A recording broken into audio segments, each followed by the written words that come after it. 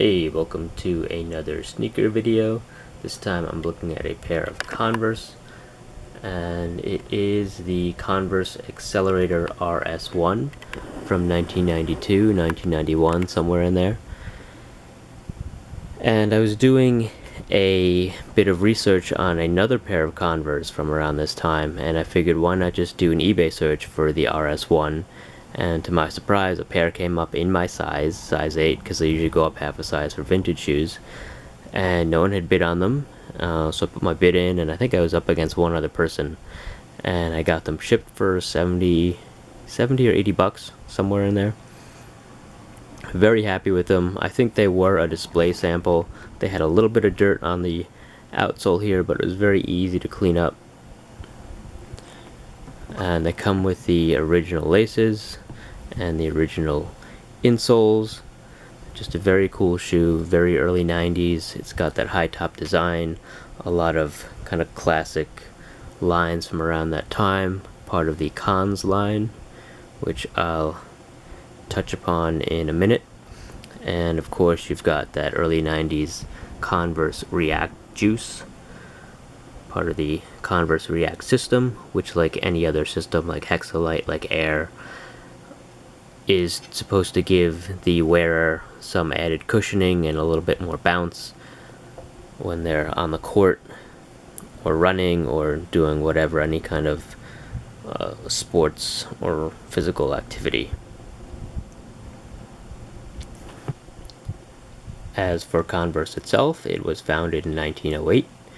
In 1917, they came out with this model, the All-Star, which I'm sure you've seen if you live on this planet.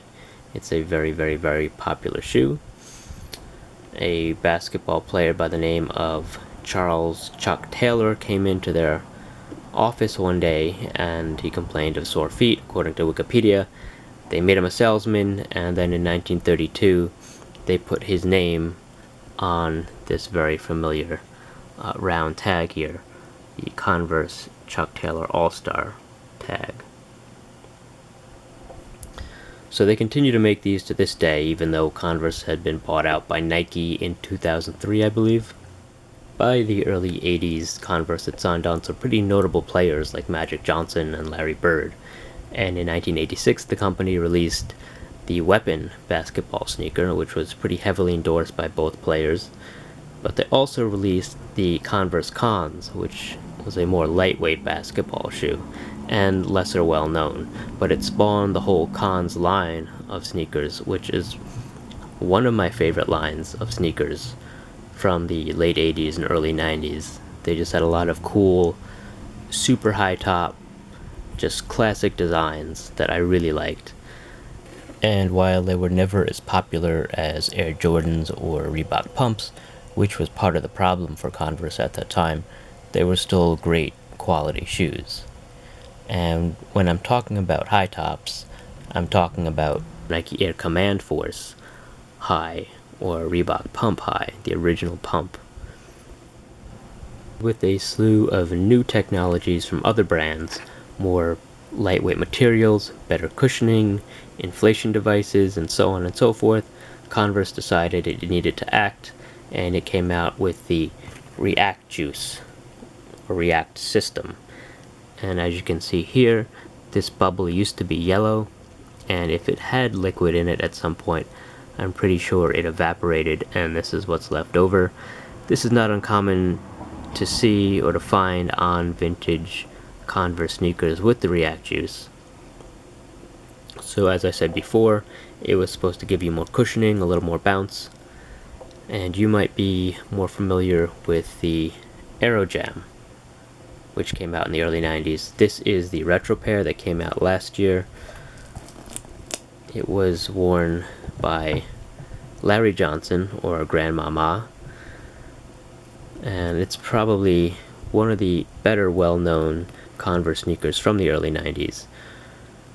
This one here, or the Accelerator line, was endorsed more, I think, by Kevin Johnson, and I think he's more well known for wearing the Run and Slam Converse sneakers. But still, I'm glad I found these.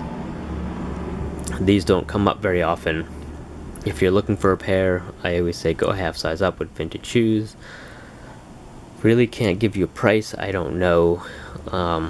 Like I said, I got mine for 70, 80 bucks, but some people might be selling theirs for over 100. It depends on the model. I believe the high top shoe, because this is not even considered high top, it's the mid cut. I think the high top shoe would probably go for a little more money.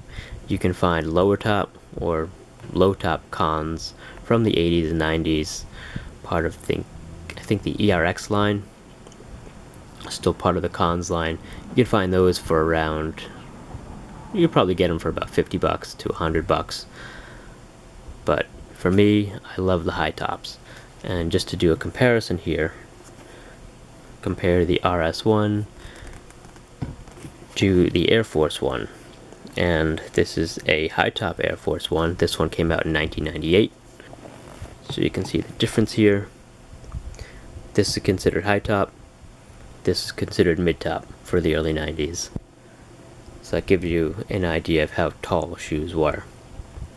It also gives you an idea, just looking at the shoe, of where the technology had come, how far it had come since 1982, when the Air Force One first came out, to the early 90s here.